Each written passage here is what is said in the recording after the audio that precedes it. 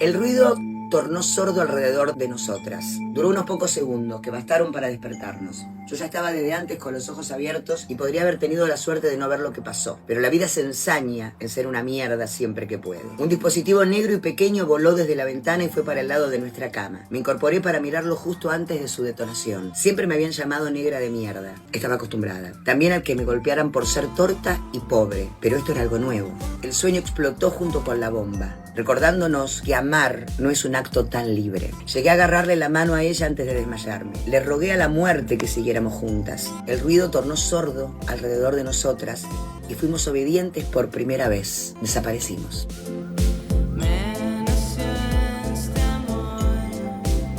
Va con Derechos, un podcast de la Subsecretaría de Derechos Humanos de la provincia de Buenos Aires.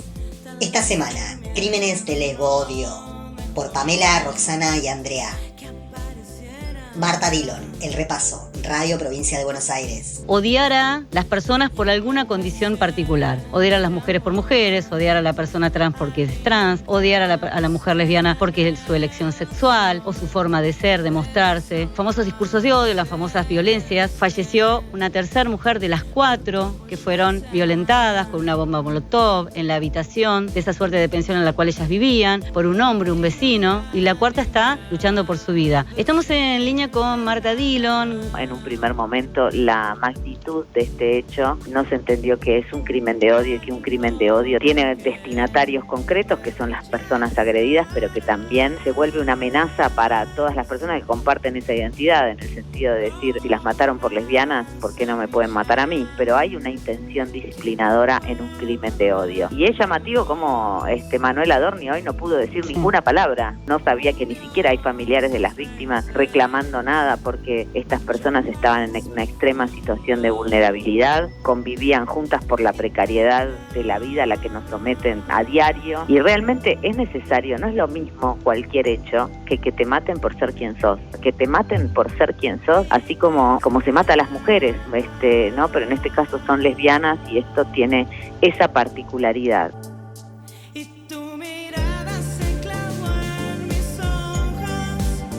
Elizabeth Bernassi, Negrópolis, Pop Radio.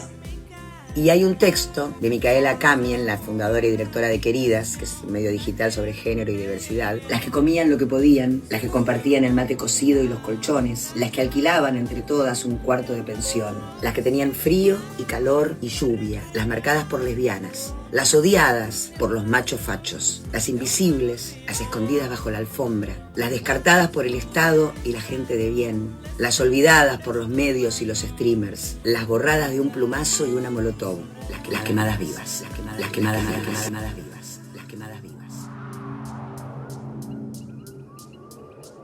Ro Alterleib, El Destape. Los discursos de odio son el primer paso de algo mucho más peligroso, cuyo punto culmine es el asesinato. El hombre arrojó una bomba casera donde vivían 2 parejas de lesbianas. Empieza por un dicho que al reproducirse mucho, se valida o naturaliza. Eso lleva a actos físicos violentos que escalan hasta a veces terminar con la muerte de la víctima.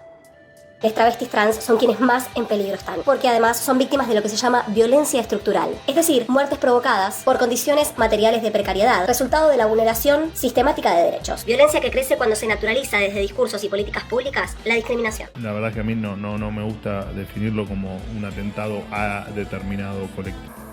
O sea, no sabía cómo hacer para no decir la palabra lesbiana.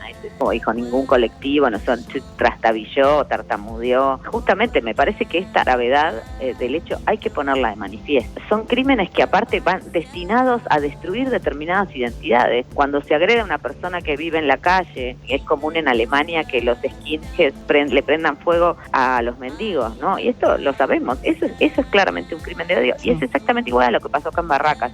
Y tiene esa connotación, no hay nada más que la intención de destruir y de el aniquilar una identidad, ¿no? Y de dejar un mensaje social. Esto me parece que es fundamental decirlo.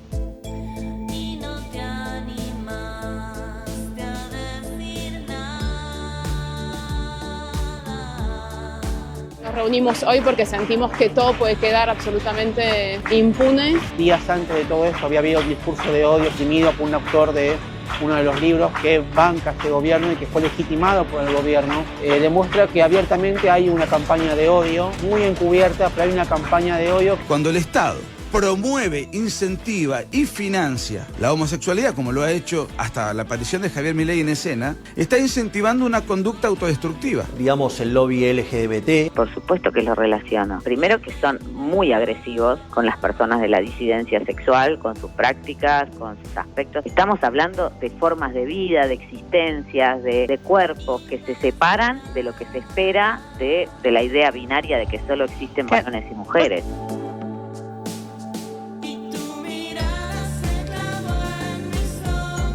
Julia Salander, creadora digital.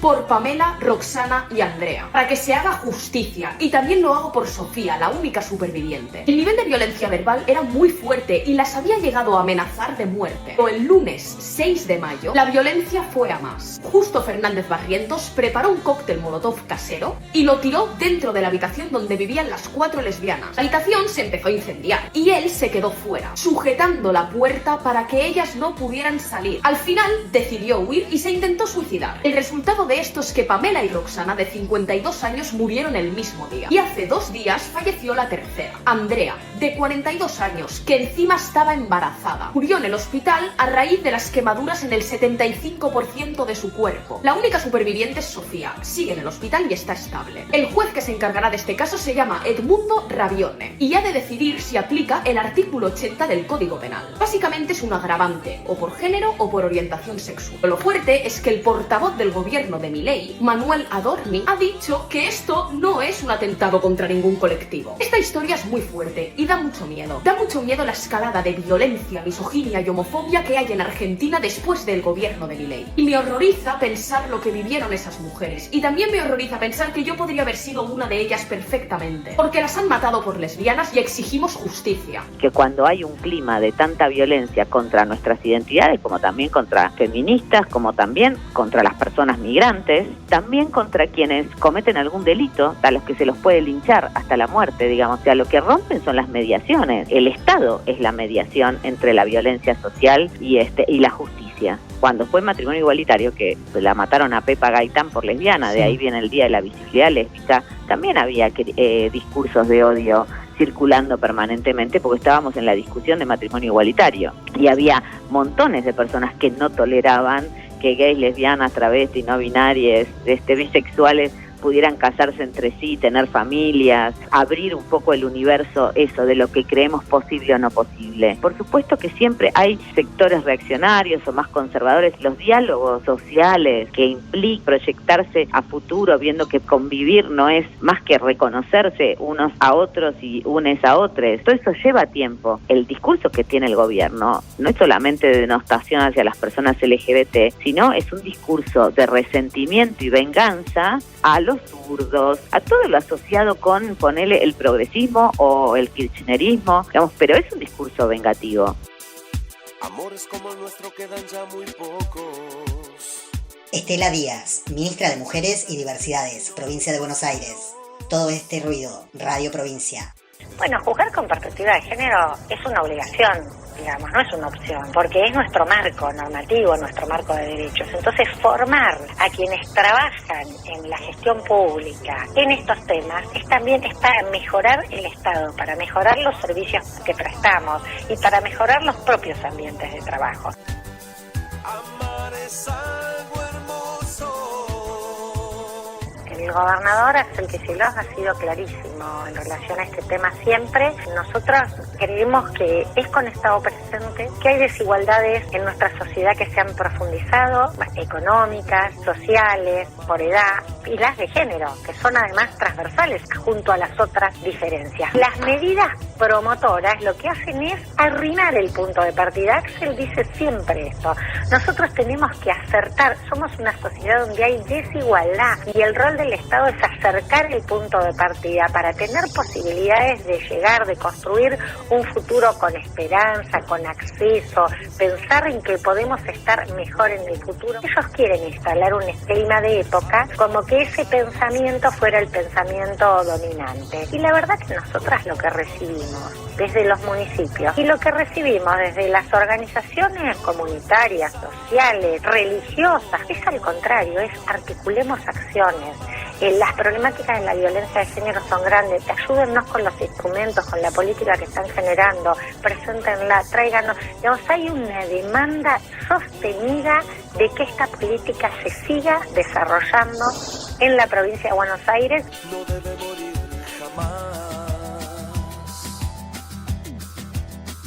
Una mujer lesbiana es también una apariencia que no es la que debería. Va con Derechos, una producción de la Subsecretaría de Derechos Humanos de la provincia de Buenos Aires. 2024. Democracia para siempre.